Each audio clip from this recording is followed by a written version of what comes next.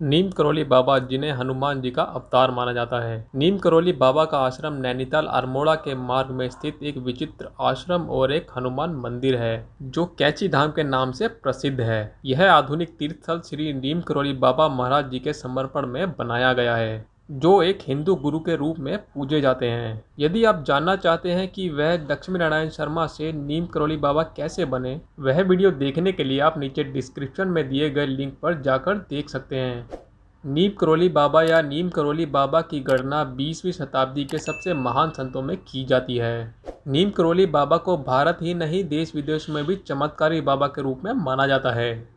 उन्होंने अपने जीवन में कई ऐसे चमत्कार किए जो हैरान कर देने वाले थे। आज की इस वीडियो में हम आपको उनके कुछ ऐसे ही चमत्कारों के बारे में बताने वाले हैं। रिचर्ड अल्बर्ट नामक एक अंग्रेज जो हार्वर्ड यूनिवर्सिटी में मनोवैज्ञानिक के सहायक प्रोफेसर थे, मनुष्य को भ्रमित कर देने वाले रासायनिक नशे जैसे एलएसडी का अध्ययन करते करते वे खुद एलएसडी का नशे का आदी हो गए थे, पर उनका मन आध्यात्म पर भी था। उस समय वे अध्यात्म की खोज में भारत आए हुए थे और तब वह नीम करोली बाबा के आश्रम में भी गए थे। नीम करोली बाबा को साधारण बाबा समझकर उन्हें बहुत सारी एलएसडी की गोलियां खाने को दे दी और बाबा सारी गोलियां खा गए जिनका उन पर कोई असर नहीं हुआ, जिसे देखकर रिचर्ड अल्बर्ट हैरान रह गए और वे बाबा के शिष्य बन गए। बाबा ने रिचर्ड अल्बर्ट को यह संदेश दिया कि इस नशे में कुछ नहीं रखा, नशा करना है तो अध्यात्म का नशा करो। बाबा ने उसे रामदास का नाम दिया। रामदास ने बाबा के चमत्कारों पर आधारित एक पुस्तक लिखी जिसका नाम था miracle of love. Richard Albert या रामदास की पुस्तक मिरेकल ऑफ लव में चमत्कार का जिक्र है जिसे उन्होंने बुलेट प्रूफ कंबल के नाम से लिखा है। एक बुजुर्ग दंपति जो फतेहगढ़ में रहते थे वे बाबा के भक्त थे।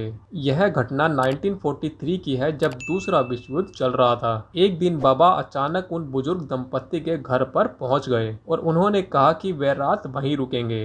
दोनों दंपति को अपार खुशी तो हुई पर एक बात का दुख भी था कि घर पर महाराज की सेवा करने के लिए कुछ भी नहीं था। हालांकि उनके पास जो कुछ भी था उन्होंने बाबा के सामने प्रस्तुत कर दिया। वह सब खाकर चारपाई पर लेट गए और कंबल ओढ़कर सो गए और बुजुर्ग दंपति भी सो गए। लेकिन क्या उन्हें नींद आती, क्योंकि महाराज कंबल ओढ़कर रात भर कराते रहे। ऐसे में उन्हें नींद कैसे आती। वह बुजुर्ग दंपति रात भर बाबा की चारपाई के पास बैठे रहे कि पता नहीं बाबा को क्या हो गया है, जैसे कि वह कोई बुरा सपना देख रहे हैं और उन्हें कोई मार रहा हो। जैसे तैसे कराते हुए सुबह हो गई। सुबह बाबा उठे और कंबल लपेटते हुए बुजुर्ग दंपति को देते हुए कहा, इसे गंगा में प्रवाहित कर देना, लेकिन इसे खोलकर मत देखना, नहीं तो फंस जाओगे। दोनों ने बाबा की आज्ञा का पालन किया और जाते हुए बाबा ने उन्हें कहा, चिंता मत करो, महीने भर में तुम्हारा बेटा लौट आएगा। जब बुजुर्ग दंपति कंबल को गंगा में प्रवाहित करने जा रहे थे तो उन्होंने महसूस किया कि कंबल में लोहे का कुछ सामान है, लेकिन बाबा ने तो खाली कंबल ही हमारे सामने लपेट कर दिया था।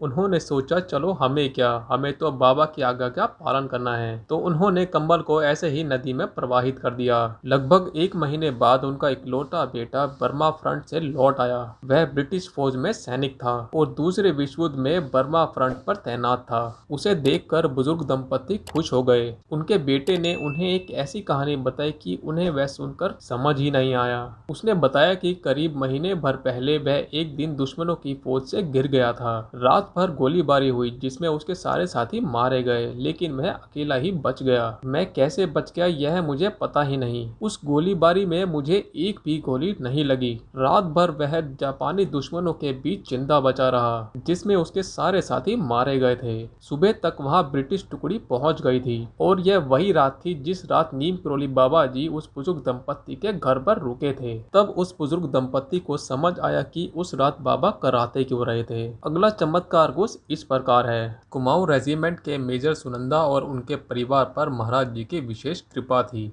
वह कैची धाम महाराज जी की मूर्ति के दर्शन करने आए थे। तभी वे बताने लगे कि वे एक दिन कैची धाम में बाबा के दर्शन के बाद कार द्वारा रानीखेत जा रहे थे कि रास्ते में खैरना पुल के पास बाबा बैठे दिखाई दिए। उन्होंने वहां गाड़ी रोकी और सोचने लगे कि अभी तो वह महाराज जी को कैची में देख कर आए थे, फिर यहाँ कैसे आ गए। उन्होंने महाराज जी को नमन करने के बाद यही सवाल दोहराया।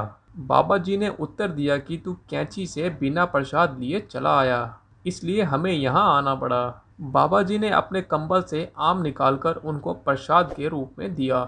दूसरा आश्चर्य यह हुआ कि वह समय आम के सीजन का था ही नहीं। फिर ऐसा कैसे हुआ?